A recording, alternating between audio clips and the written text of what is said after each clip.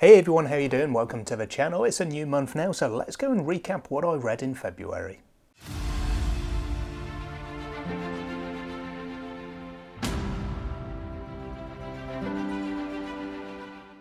So February's over as the shortest month of the year. I read 5 books, and I do apologise, but the 3 that I have physical copies of, they're all shiny, they're all the glossy covers, so we'll see how that goes with regards to getting the light reflecting off them so you can actually see the covers when I hold them up. I will go through the stats first as usual, so if you want to skip this bit and go straight to the books, you can use the timestamps down below as normal. So with those 5 books that I read in February, I covered a total of 2,392 pages.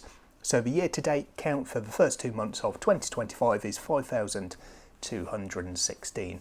The average was a little bit higher this month. It's gone to 478 for the month of February, so 435 for the year to date, and the average rating went the other way. That one went down a little bit with a 3.8 star average for February and a 3.96 therefore year to date. So with the series stats then, I've still only actually started one series that I'm continuing with so far this year, so that seems quite restrained, but I do have 4 additional, on top of that one, 4 series where I've read the first book and decided that I'm not going to continue with them. Haven't finished any series as yet. I'm not sure how long it's going to be before I do that, because I'm reading a couple of series where I'm covering a book, or sometimes more than one book per month. So whether it'll be one of those 2 series, because they are quite long, or a different series that comes in before then, who knows. But within a few months I think we'll start seeing the series completion stats going up as well, which is always quite satisfying, I think. For the series side, I've got that are up to date at the moment. There are 17 of a total 37 series that I'm reading that I consider to be ongoing. And then the day since the last 5-star read, well, that one's currently sitting at 30 days because, spoiler alert, there wasn't one in February. Okay, so on to the books, and I'm going to start off with a slight caveat in terms of the scoring, the average stats and so forth, because I read No Land for Heroes by Cal Black. This is book 1 of Legends and Legacies, and this is one of the books that's out of my comfort zone. It's a category that I've got on my 2025 reading plan for books that I wouldn't normally pick up because I don't generally read from the subgenre, but the book itself is intriguing and I wanted to give it a try and step out of my comfort zone a little bit and see how I liked them. Now I've decided that if a book didn't really work for me, I'm not going to give it a star rating. So when I review on Goodreads, I will just do so without a star rating, and I won't include one in my review here for the books as well, but I do give a star rating on my stats, literally just for the averages on my tracking spreadsheet. So there we go, and that might be a bit of a spoiler here because there we go with the old gloss there, but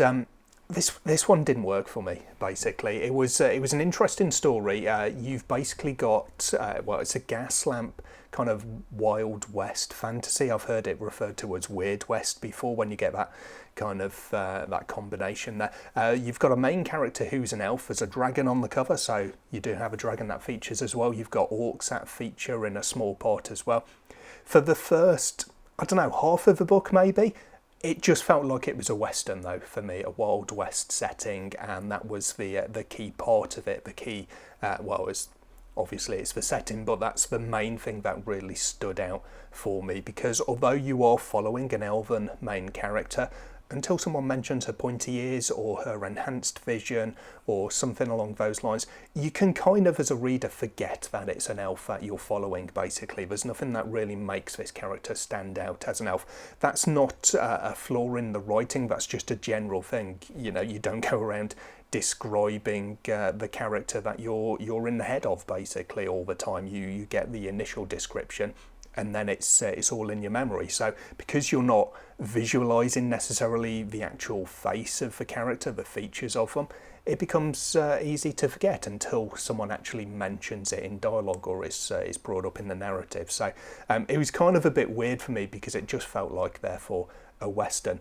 Somewhere around the middle of the book, we did start to get a few more fantasy elements playing a bigger part in it, but for me, it was almost like they were all dropped in one go. I said to my wife that it felt like it was a Western, and then all of a sudden someone upended a bucket of fantasy into it, because it just seemed like it was all at the same time that you had these different elements coming into it. So that kind of didn't work for me a little bit, because I wanted that more gradually introduced to the story. I wanted it throughout the course of the book, rather than kind of not really there and then all of a sudden definitely there and you can't miss it. Anyway, it was a decent enough story. It was a decent enough world, characters and everything. Most of the individual elements worked for me. It was just that pretty much the opening where it wasn't really gelling for me. This was the bit that was outside of my comfort zone, basically. And when we got the bits that were more my kind of wheelhouse, it was a little bit too late to save the book for me then, basically. So it ended up being one that I didn't really get too much out of it, sadly. And as I say, because it was one that I picked up knowing that that was a good possibility, because it was outside of my comfort zone, I've therefore decided not to give it a star rating. Next up, I've got another shiny. This one is Gatebound by Daniel T. Jackson. This is book 2 of the Illborn saga. Now, I really liked Illborn. I definitely liked Age of All Sin. That was a step up for me, actually. I thought it was better than the first book. The third book in the series, then, I was really excited for. Sadly, it was another one that didn't really work for me. I suppose to start off with a bit of background, because although it's the third book in the series, I'm not going to go through the plot element of it too much, because I don't want to give any real spoilers. But with this series, you've got 4 main characters. They are the Illborn of the series and the first book title. They are kind of reborn, basically. I guess historical figures. You've got the kind of the godlike figure, Ageul, and then 4 people who were, I guess, kind of his followers, almost his disciples in a sense. And you've got these characters have been reborn, and there's a prophecy around that is being kind of followed by the church of this particular world. These 4 characters, as your 4 points of view, they alternate chapters pretty much religiously through the 3 books. You get character 1, 2, 3, 4, 1, 2, 3, 4. You do get a little bit of variation now and then, but essentially you spend time with one character, then you move on to the next, and so forth. With this book, I found that it just wasn't really working for me. I normally find that I've got 1 or 2 of those characters who I want to get to their chapters, and then the other ones are almost in the way of that. So I'm chomping at the bit to get through a chapter to get on to the next one, and that kind of speeds up my progress. But in here, the opening kind of 2 or 3 rotations of the characters' chapters, I wasn't really sucked in. I wasn't really excited to get on to the next one. So it really slowed it down for me. I found it, to be honest, a little bit of a slow and slightly boring start. So that was a real shame. Things are starting to move in this book. Things are starting to get towards what you can see as an end game for the overall series. And yet it was a bit of a step down for me compared to the previous 2 books. So a real disappointment in that sense. You do get to spend with probably, I would say, 3 of our Illborn characters. You do get to see some interaction more than in the previous book, so that's good. But it does mean that chapter rotation is not thrown out the window, but it seems almost like it should be, because in various chapters you're already dealing with 2 of the characters, so it does seem a little bit weird in that sense. Overall, I like the expansion of the world. I like that we are, as I say, getting towards the end game of the story, so that's definitely progressing. I did feel like some of my favourite characters from the first 2 books took a step down in this one, basically. I didn't really like the characters overall, the whole group, the 4 of them, as much as I did in previous books, and that was probably the main thing for me that led to this one being a bit of a disappointment. So yeah, it wasn't the greatest read for me, and it was quite a big chunky one as well, so a good portion of my reading this month, but I ended up giving this one just 3.5 stars. So then I moved on to my main audiobook of the month in terms of the overall size of it. This one was Prince of Dogs, which is book 2 of Crown of Stars by Kate Elliott. Now, I'm really enjoying this series. I did say on my Discord server a couple of days ago that it's been it feels like it's been quite a long time since I've had a good, really expansive epic fantasy series to get my teeth into. Possibly, I said it was maybe The God King Chronicles by Mike Brooks was the last one I can really recall properly getting deep into for a nice big series. And I mean, that's just behind me on the shelf there. It's only a trilogy, although they are quite chunky books. This one is a 7-book series, and again, they are chunky. Some of them, I was looking on my my tracker for it. I've got at least 2 of the books are over 1,000 pages, so you know, plenty to get into here, and I'm really enjoying it. I'm liking my time as I'm going through them. Now, I'm not going to again talk much about the plot in terms of or to avoid rather spoilers, but in this one it did confuse me a little bit at the start, because we have the book is split into parts, and then you have individual chapters within that, and some of those are pretty long, over an hour on the audio book, and I found that again, we spend time, because it's a multi-POV story, we spend time with one POV and then we move on to another one, so it can be quite a while before you you actually visit the point of view of one of the characters or another. So this one, where we start out, it did take a long time before we saw one of the main POVs from the back of the first book. You've got Leaf and Alan, and it's focused on some other characters, and then it focused on Leaf. And I actually thought that we were going to have a shift and it was just going to focus on that side of things. But then we did eventually move over and see some scenes from Alan's point of view as well. I like how once we did that, the paths started to cross a little bit. So you had the characters actually meeting for the first time. And I really enjoyed that, actually, because of the background that we've got for Alan and Leaf, what we've seen in the first book. It was a really nice meeting, actually. It felt like we've spent enough time with both of these characters to kind of get to know them a little bit, and it was interesting to see them get to know each other as well, and how that interaction all played out and what it means going forwards for the story. I really thought that was well done, and I liked the kind of the connotations of it. It's kind of difficult to go through without spoiling it, of course, but yeah, I like the way that the paths are starting to cross, and everything's intertwining and showing a big, as I've said, expansive world, basically, which I think has been really well written and really well developed with all of the lore that we continue to get for the world as well. I really liked as well, you've got a couple of battles in this one, and I just think they're really well built up to, and then the scenes themselves, the battle scenes themselves, are really nice, intense, well paced as well. So yeah, I think that everything in there just works really well for my liking. So yeah, having a fantastic time with the series. Great second book. I've already started as part of my March reading book 3 in this series as well. So yeah, continuing to go 1 book per month through this 7-book series. And the same as with King's Dragon, Prince of Dogs scored 4.5 stars. So then the other big series that I'm reading this year is the Earthburst Saga by Craig A. Falconer. So I read book 5, which is called Reason to Fear. Now this one's a big series in number, it's 9 books, but they are smaller. They're all in the 300, 350 kind of margin there, I think. So yeah, not too much to get through. The audio books are around 7 to 9 hours or something like that, depending on the speed that you listen to. So yeah, really good short ones to as I've been doing, to round out the month. This one is the second book in the second arc. So the first 3 books in the series are one complete arc, and then we move on with book 4 to the next storyline, basically featuring these characters. So you've kind of got more of the same. They follow a similar format, they follow a similar writing style, and you know, we're following the same characters. It's one point of view character that we follow as the narrator of the series, essentially. So that hasn't changed, it's just the situation that has changed. And I did think that this one was a bit more slow starting than basically any of the previous ones, including book 4, which had to set up a whole new scenario.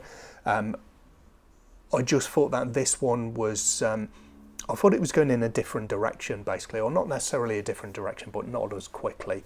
in a direction. I thought that we were going to spend a lot of time looking at more the theory of something, trying to solve a problem, rather than physically trying to solve a problem, which has given us all of the intensity really of the previous books. Around the halfway mark that changed, and we did move into that physical problem solving, and had a bit of travel as we had to go somewhere to literally be there in person. We can do things remotely, for instance. So as I say, that's where all the intensity comes into it, and you've literally got life or death moments with countdowns getting towards zero and things like that. So it's just good blockbuster entertainment, basically. So I'm really looking forward to seeing where the next book goes, and whether that's going to again close off an arc and then we'll have the final 3 books in this series as a final closing arc, or whether we're just going to continue on and have this second arc as a 6-book part of it. I don't know how it's going to go, but I will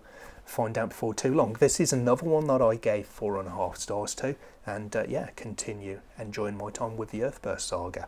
And then another sci-fi book was my last physical read to round out the month. This one was Ancient as the Stars by Maya Darjani, book 1 of Broken Union. Now, this is one that I was looking forward to. I thought that it had some good sass, some nice snarky characters, a good scenario, basically, a good overall concept to it.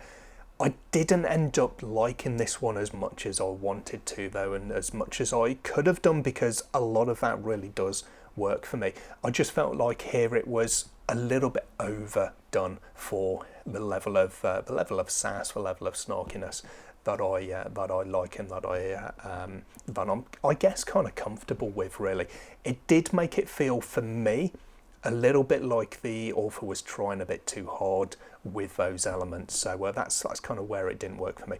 But I'd say I like the overall idea of this one. You've got a ship from 60 years ago is brought through a portal basically to what we see as the present day. So you've got 3 ships in total within this scenario, and one of them is 60 years old, but you've got 1 crew member who is on one of the other ships. So there's kind of a doppelganger essentially. So that leads to some interesting situations, but I did feel like it was all a little bit strange, because if this happens, you've got a ship that's brought forward. There's no real time travel in this universe, basically. It's not an everyday occurrence.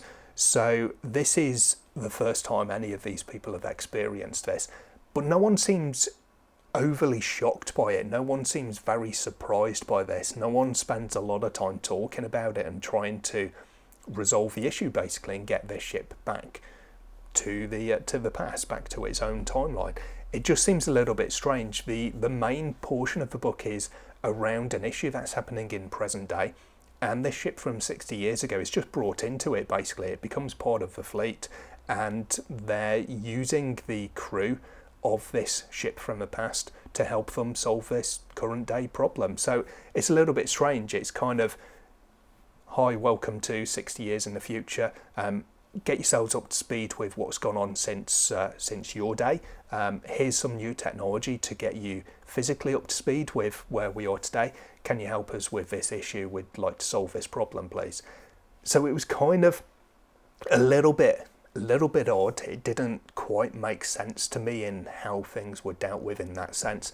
And it was just, it didn't work for me in that respect, I guess.